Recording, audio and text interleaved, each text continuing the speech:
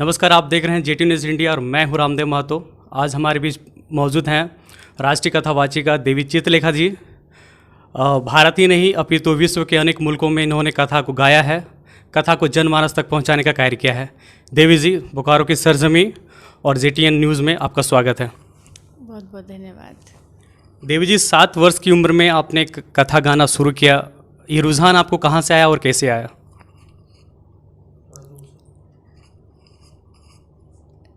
देखिए, हर एक व्यक्ति का अपना कोई पूर्व जन्म का प्रारब्ध होता है, संस्कार होता है, और जब वो प्रारब्ध इस जन्म में भी किसी न किसी संस्कार से मिल जाता है, तब जा कर के कोई भगवत भक्ति की ओर अग्रसर हो पाता है। तो परिवार में पहले से ही भगवत भक्ति का एक वातावरण था। पूरा जो हमारा ब्राह्मण परिवार है और ब्रज में गांव आता है, तो कहीं ना कहीं कहते हैं ब्रज का बच्चा बच्चा ही स्वतः ही भगवान से जुड़ जाता है। तो मेरे जो दादा दादी जी थे, उनकी दीक्षा हो चुकी थी, जो बाद में मेरे भी गुरु बने। तो बचपन से ही गुरु जी का, संतों का सानिध्य मिला और घर परिवार में भी सभी भक्त संस्कार से जुड़े थे। तो बस संतों की कृपा हुई और आरंभ हुआ। देव जी, भागवत की परिभाषा क्या है, अगर आप 5-6 लाइन में अगर इसका जवाब दे पाएँ तो? तो दुनिया का सबसे मुश्किल प्रश्न है, क्योंकि आज तक लाखों वर्ष हो गए, लोग भागवत का एक श्लोक भी नहीं जान पाए। मैं भी एक शब्द भी नहीं अभी तक जान पाई। बस इतना ही है कि भगवत तत्व को जानने के लिए श्रीमद् भागवत को जानना आवश्यक है।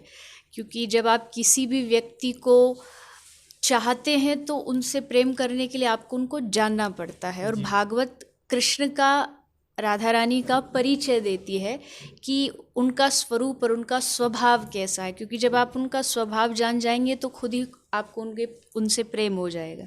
तो भागवत वास्तविक रूप में सच्चिदानंद रूप है, श्री कृष्ण का, श्री राधा रानी का परिचय देती है। और हर व्यक्ति को भक्ति करनी है तो भागवत अध्ययन या श्रवण बहुत आवश्यक है।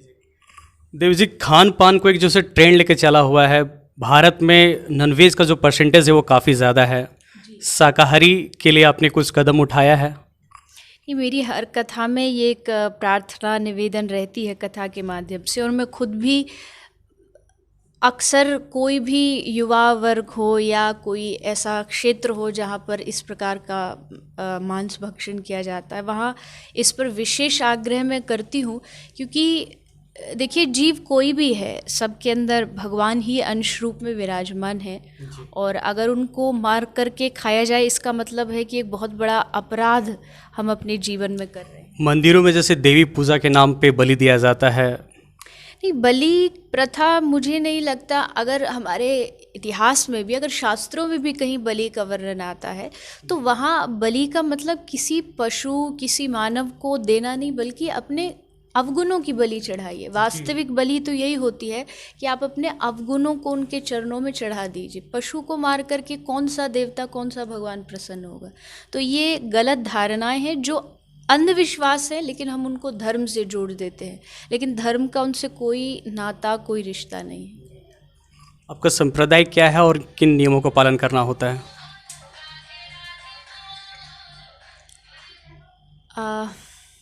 मेरा गौड़िया संप्रदाय है, ब्रह्म संप्रदाय जिसे बोलते हैं। श्री चैतन्य महाप्रभु की परंपरा से हम लोग चलते हैं। और कोई भी संप्रदाय हो, सबसे मुख्य बात तो यह है कि सात्विक भोजन, सात्विक आहार ग्रहण करना है। और मुख्य रूप से भगवान नाम जाप, क्योंकि हमारी जो परंपरा है वो नाम पर विशेष आग्रह करती है, हरि नाम का जाप। तो जो गुरु प्रदत्त सेवा है वो, और हरि नाम जाप। अपने गौशाला एक हॉस्पिटल खोला है, ये विचार आपके मन में कहाँ से आया? ऐसे में जब भारत में गौशाला, जैसे कि गाय हैं, उनको सही से ट्रीटमेंट नहीं किया जा रहा है, वैसे में आपका इस तरह का विचार आपके मन में कहाँ से पनपा? देखिए, गौ सेवा धाम जो अस्पताल है उसको शुरू हुए 7 वर्ष हुए हैं, 7-8 वर्ष हुए हैं। लेकिन कथा करते हुए मुझे 17 से 18 वर्ष हो चुके हैं। तो उससे गौ सेवा धाम खुलने से पूर्व में जब कथाओं में हम जाते थे तो कहीं ना कहीं लोग अपनी गौशालाओं में ले जाते थे कि हमारे शहर में गौशाला है। तो वहाँ जाकर के कई बार ऐसा भी दृश्य देखने को हुआ कि गाय कोई बीमार है तो बीमार पड़ी है, किसी का पैर टूटा है तो टूटा हुआ है। और हमारा जो ब्रज क्षेत्र है वहाँ भी ऐसे बहुत बार देखने को मिला हमारे घर के सामने या किसी शहरों में कि गाय अगर रोड पर एक्सीडेंट में मर गई है तो वो उसका कोई इलाज नहीं है। सरकारी अस्पताल भी है पशुओं के लिए, लेकिन वहाँ कोई डॉक्टर्स नहीं, कोई सुविधा नहीं। तो मन में विचार आया कि गौशालाएं तो बहुत है, क्यों ना कुछ ऐसा कार्य किया जाए जिससे गौशालाओं को भी थोड़ी मदद मिले। तो उससे फिर ये अस्पताल आरंभ हुआ। आपने अभी तक कितने गोवंश को ठीक किया है और आगे का फ्यूचर प्लानिंग क्या है गौ माता को लेके? मेरे ख्याल से अभी लगभग 7 से 8 हज़ार जो गौवंश है उनका ट्रीटमेंट हो चुका है। लगभग जो हमारे गौ सेवा धाम हॉस्पिटल की कैपेसिटी है वो 400 से 500 गाय की है कि एट प्रेजेंट वहाँ 400-500 गाय रह सकती हैं। जैसे जैसे ठीक होती है गौशाला भेज देते हैं। और फ्यूचर प्लानिंग ऐसा कुछ नहीं, क्योंकि ये अस्पताल भी हमने बस एक छोटे से विचार से शुरू किया था, एक ही गाय से शुरू किया था। फिर धीरे धीरे एक शेड बना, 2 बने और वो विस्तार होता गया। तो अभी भी बस इतना ही है, सेवा करनी है। ऐसा नहीं कि कोई हमें बहुत बड़ी संस्था खड़ी करके ये दिखाना है कि हमने बहुत अच्छा काम किया है। जितनी सेवा ठाकुर जी श्री राधा रानी कराती जाएंगे, बस वो फ्लो में जो चलता जाएगा वो करते रहें। आजकल की युवा पीढ़ियों में थोड़ा नशा का ट्रेंड चला हुआ है, आप युवा पीढ़ी को क्या संदेश देना चाहती हैं? देखिए, बस यही संदेश है, मानव जीवन बहुत बहुत दुर्लभ है। अगर हम बात सिर्फ आप युवा यूथ जो है वो जिसको एन्जॉयमेंट कहता है कि हम लाइफ को एन्जॉय करना चाहते हैं, वो एन्जॉय परमानेंट नहीं है, वो टेम्पररी है। देखा जाता है 31st नाइट को। जी, वो जिस एन्जॉयमेंट जिसको समझते हैं वो टेम्पररी होता है। वो अगर 31 जनवरी को वो कुछ खाते पीते तो वो सिर्फ एक रात, 1 घंटे के 2 घंटे के लिए होता है, उसके बाद फिर नेक्स्ट क्या। तो क्यों ना ऐसी चीज़ पकड़ी जाए जो आपके पूरी लाइफ में आपको आनंद दे, और वो एकमात्र अध्यात्म है, भक्ति है। तो मैं ये नहीं कहूँगी कि आप सिनेमा जाना छोड़ दें, आप अच्छा खाना छोड़ दें, क्योंकि शायद मुझे नहीं लगता मेरी इस बात को कोई मानेगा। आपको कभी कुछ अच्छी चीज़ है मनोरंजन की करनी है, वो भी आप कर सकते हैं, लेकिन उसके साथ साथ अपने धर्म, अपने अध्यात्म को बिल्कुल भी ना छोड़ें। गलत नशा तो पूरे जीवन को नष्ट करेगा, इस जीवन को भी और अगले जीवन को भी। लोग भी खराब हो जाएगा और परलोक भी खराब हो जाएगा। बिल्कुल। तो इसलिए आवश्यक है कि आप सत्संग से जुड़े। आप जितना देखिए, आप फ़ोन चलाते हैं, हर दिन आपके मन में आता है आज ये नई फीचर्स का फ़ोन आया, अब ये चाहिए, अब ये चाहिए। तो आपको क्यों चाहिए? क्योंकि आप उसकी क्वालिटी को जान गए। जब आप धर्म की, अध्यात्म की क्वालिटीज़ को जानने लगेंगे तो स्वतः आपका मन उधर जाएगा। और धर्म की, अध्यात्म की जो महत्व है उसको जानने के लिए सत्संग बहुत आवश्यक है। देवी जी, आपका एक भजन राधे राधे बोल बहुत ज़्यादा फेमस हुआ, 45 मिलियन यानी 4.5 करोड़ व्यूअर्स हैं। थोड़ा सा अगर 2 मिनट आप गुनगुना सकते हैं वो भजन।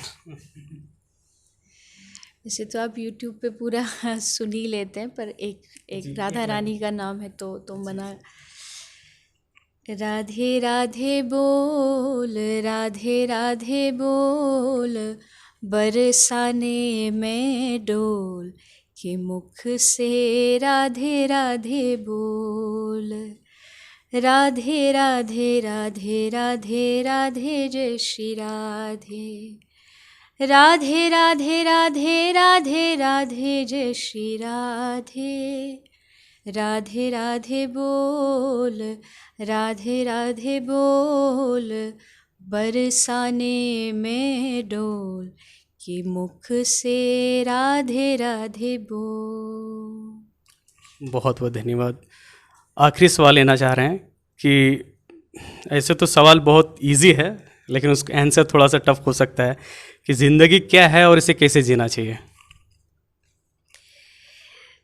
ज़िंदगी भगवान का दिया हुआ प्रसाद है, और अगर उनका प्रसाद है तो उन्हीं के लिए जिए। क्योंकि कहते हैं जो आपको जन्म देता है उसकी सेवा करनी चाहिए, जो आपको पढ़ाता है उनकी सेवा करनी चाहिए। तो भगवान ने तो आपको सब कुछ दिया है, बोलना, खाना, पीना, चलना, सब कुछ। तो मेरी नज़रों में परिभाषाएं बहुत हो सकती है। कोई कहेगा जीवन में सफलता पानी है, ये करना है, वो करना है। मुझे लगता है अगर जिसने मनुष्य जन्म पाके भगवान को पा लिया वो उसकी सबसे बड़ी सफलता है। और भगवान को नहीं पाया तो आप पूरे विश्व के राजा भी बन गए तो भी आप अधूरे हैं। मेरी नज़रों में सफलता वो नहीं है जब आपको पद या बड़ा कोई नाम मिल जाए, पैसा अच्छा आप कमाने लगे। सफलता वो है जब आप जीवन का लक्ष्य पूरा कर लेते हैं, और जीवन का एकमात्र लक्ष्य है भगवान को पाना। तो किसी भी तरीके से आप गृहस्थ में रहें, घर में रहें, संन्यास ले, बाहर रहे, वैराग ले, जो भी ले, भगवान से बस अपने आप को जोड़े रखें। आपकी पहली कथा कहाँ हुई थी और उस समय आपको कैसा लग रहा था? पहली कथा श्रीधाम वृंदावन के पास एक तपोवन। आपकी एज क्या थी उस वक्त? 7 वर्ष की आयु में प्रथम कथा हुई थी और श्री गुरुजी ने उसका आयोजन किया था। जेटी न्यूज़ से आपने बात करने के लिए बहुत बहुत धन्यवाद आपका। बहुत बहुत धन्यवाद। आप जितने भी व्यूअर्स हैं उन सबको भी खूब खूब शुभकामनाएं, और बस यही है कि आनंद में रहिए, प्रसन्न रहिए, ठाकुर जी का नाम लेते रहिए, जीवों की सेवा करते रहिए। तो ये थे पूज्य देवी जी जो हरियाणा पलवल से चलकर आई हैं। इनका जन्म स्थान खामी गाँव हुआ। जेटीएन विशेष में आज के लिए बस इतना ही।